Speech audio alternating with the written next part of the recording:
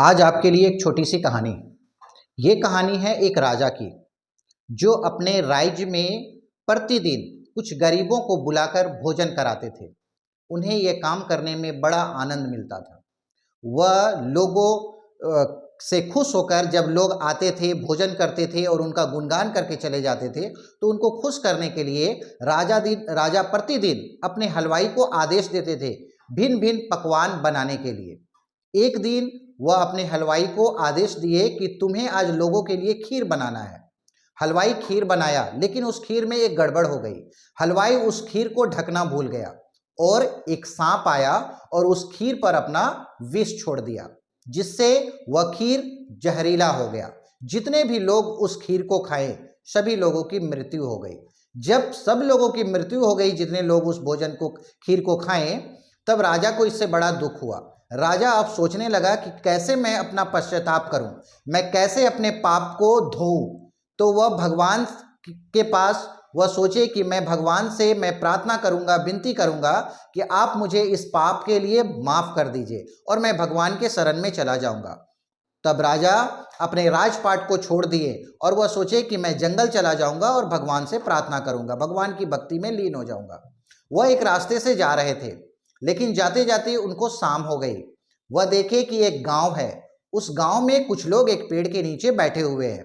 राजा उनके पास गए और बोले कि मैं एक मुसाफिर हूं, मुझे दूर जाना है, लेकिन रात हो गई और रात होने के कारण मुझे यहाँ आज रात रुकना है। तब लोगों ने कहा कि ठीक है, आप रुक सकते हो।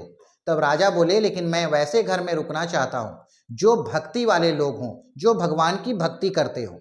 तब उन लोगों ने कहा कि हमारे गांव में एक घर है जिसमें सिर्फ 2 भाई बहन हैं और वे लोग भक्ति वाले हैं, आप उनके घर रुक सकते हो। राजा उनके घर चले गए और उनसे कहा जाकर कि मैं एक मुसाफिर हूं, मुझे दूर जाना है, लेकिन रात होने के कारण मैं आपके घर में रहना चाहता हूं। वे लोगों ने उनका अच्छे से सत्कार किया, रात में भोजन कराया, राजा वहां सो गए। राजा जब सुबह उठे, तब उस घर की जो बहन थी, वह बहन प्रतिदिन सुबह उठने के बाद भगवान का ध्यान लगाती थी, भगवान से कुछ प्रार्थना करती थी। जब राजा सुबह हुई वहां से निकलना चाहे, तब उसका भाई, उस लड़की का भाई ने कहा कि मेरी बहन प्रार्थना कर रही है, अभी भगवान की भक्ति में है, उसे उठ जाने दीजिए, वह आपके लिए भोजन बना देगी, आप भोजन करके यहां से चले जाना। राजा कुछ देर प्रतीक्षा किए। बहन जब भक्ति से उठी, भगवान की भक्ति से, तब उसका भाई उससे कहा कि क्या बात है, आज हमारे घर में मुसाफिर है और तुम्हारा प्रतिदिन का भक्ति में जितना समय लगता है उससे आज ज़्यादा लग गया। तब उसकी बहन बोली कि जब मैं भगवान की भक्ति में लीन थी, जब मैं भगवान का ध्यान लगाई थी, तब भगवान के सभा में आज एक चर्चा छिड़ गई थी। तब उसका भाई कहा कि क्या चर्चा छिड़ गई थी।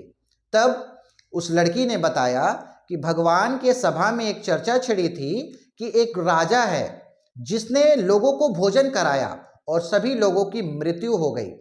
अब वहां सभी लोग ये निर्णय नहीं ले पा रहे थे कि इस पाप का भागीदार कौन बनेगा, राजा, वह सांप या वह हलवाई।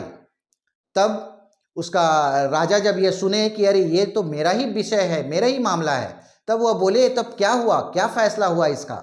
तब उसकी बहन ने कहा कि फैसला नहीं हो पाया क्योंकि यह मामला बहुत जटिल है, लेकिन कल सुबह मैं जब भगवान की भक्ति में फिर से मैं ध्यान लगाऊंगी, तब मुझे पता चल जाएगा कि इसका पाप किसे लगा।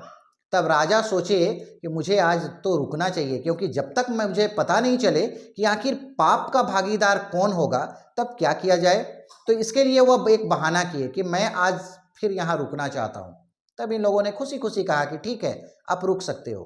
राजा उसके घर के बाहर बैठ गए।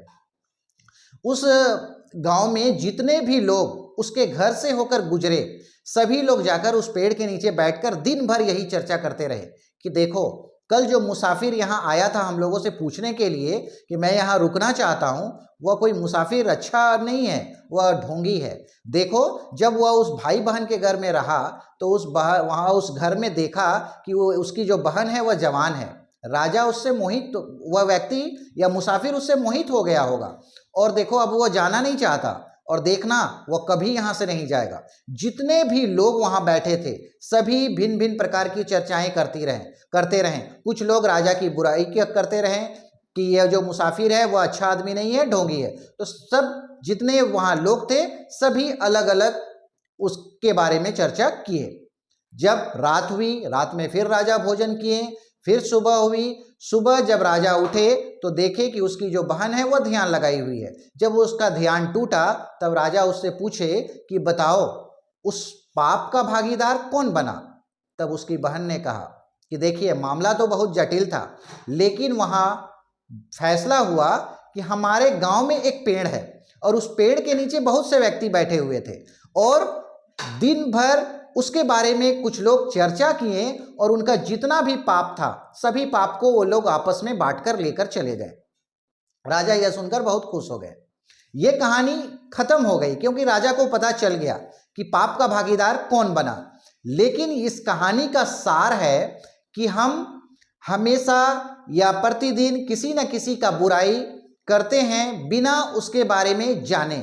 तो हम लोगों को कभी भी किसी का बुराई नहीं करनी चाहिए, क्योंकि हो सकता है इस तरह से बुराई करके किसी दूसरे का पाप हम लोग अपने सर लेकर ढो रहे हो या हम लोग आपस में बांट रहे हो। इसलिए हमें बुराई से बचना चाहिए।